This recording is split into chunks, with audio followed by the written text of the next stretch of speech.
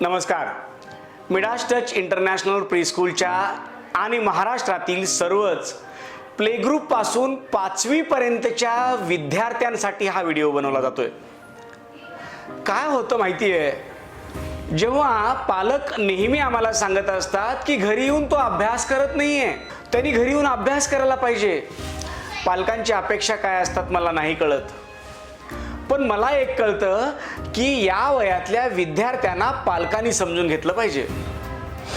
आम्ही कसं शिकवतो मिडास टच मध्ये माहिती आहे, आम्ही सांगत असतो की बच्चू, तुझ्या मम्मीला ना स्कूल ड्रेस नाही आहे, पप्पांना स्कूल ड्रेस नाही आहे, मम्मीला बॅग नाही आहे, पप्पांना पण बॅग नाही आहे, त्यांना टीचर पण नाही आहेत शिकवायला. मग आपल्या मम्मी पप्पांना, आपल्या आजी आजोबांना कोण शिकवणार?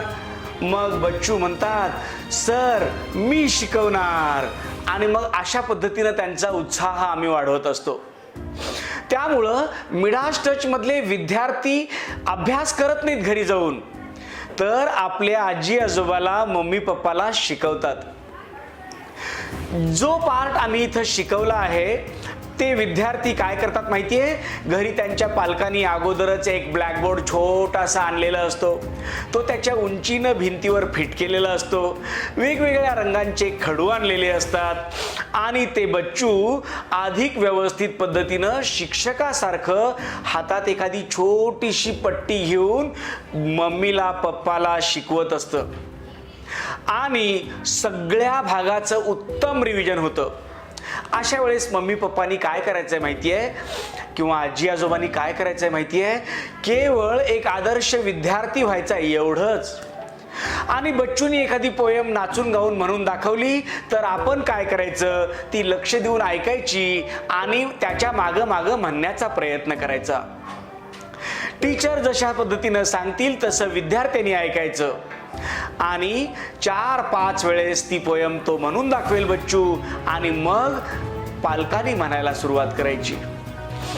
पालकांनी हे करताना सर्वात महत्वाचा मंत्र कोणता आहे माहितीये, बच्चूंना नेहमी सांगायचं, म्हणजे तुझ्या मॅम जे आहेत ना बच्चू, त्या किती हुशार आहेत, किती ग्रेट आहेत माहितीये, त्यांना 1 to 100 येतं, सगळ्याच्या स्पेलिंग्स येतात, त्यांना सगळ्या पोयम येतात, त्यांना सगळं बुक वाचता येतं, तुझ्या मॅम खूप खूप हुशार आहेत, असं आपण सतत सांगत राहायचं. ज्या दिवशी तुम्ही सांगाल ना की तुझ्या मॅम पेक्षा माझं शिक्षण जास्त झालंय, शहाणपणा करू नको, मी तुला सांगते की काय चुकतंय मॅमचं, त्या दिवशी तुम्ही काय करता माहितीये, बच्चूच्या संपूर्ण एज्युकेशनची वाट लावता. ज्या सेकंदाला बच्चूला हे कळतं की माझ्या मॅम पेक्षा हुशार माऊली इथेच बसली आहे घरामध्ये, तेव्हा त्याला शाळेत जायचा इंटरेस्ट किंवा शाळेत शिक्षण घ्यायचा इंटरेस्ट कमी व्हायला लागतो. त्यामुळं माझी विनंती आहे तुम्हाला की नेहमी शाळेतल्या शिक्षकांची सतत तारीफ करा, आणि तीच तारीफ तुमच्या बच्चूला मोठं करणार आहे.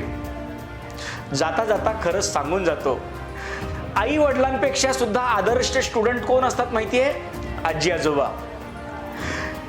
आणि आजी आजोबांनी विद्यार्थ्यासारखं विद्यार्थ्यासमोर बसावं आणि आपण टीव्ही बघत दिवस रात्र त्याच बातम्या बघत बसू नये. आजी आजोबांनी लेकरं घरी आल्यानंतर त्यांच्यासाठी वेळ द्यावा. देतातच आजी आजोबा, कारण त्यांचं विश्व म्हणजे नातवंड असतात. सारं जग नातवंडाला रागवत असलं तरी सुद्धा आजी आजोबा नातवंडाला कधीच रागवत नसतात. याचं एकमेव कारण असतं, ते या दुनियेतले बेस्ट फ्रेंड असतात एकमेकांचे. म्हणून तुम्हाला विनंती आहे की हाच क्रम आपल्याला 5वी पर्यंत ठेवायचा आहे, आणि जर असं केलं तर मात्र आपलं बच्चू अभ्यासामध्ये सर्वश्रेष्ठ असणार आहे, याची गॅरंटी मी देतो तुम्हाला. म्हणून नव्या चेंजेसला सुरुवात करूया, बेस्ट स्टुडंट पुन्हा होऊया. कारण पालक हो, 5वी झाली की हे बच्चू तुमच्यासाठी पोयम म्हणून दाखवणार नाहीत, तुमच्यासाठी तुम्हाला शिकवायला बसणार नाहीत, कारण त्यांना कळायला लागतं आता की मम्मी पप्पा आपले जास्त शिकलेले आहेत, त्यांना हे शिकवायची गरज नाही, आपला अभ्यास आपल्याला करायचा आहे. त्यामुळं लेकरांसोबतचा जो हा वेळ आहे, हा कनेक्ट आहे, तो घालवू नका. मला खात्री आहे तुम्ही समजदार आहात. नमस्कार.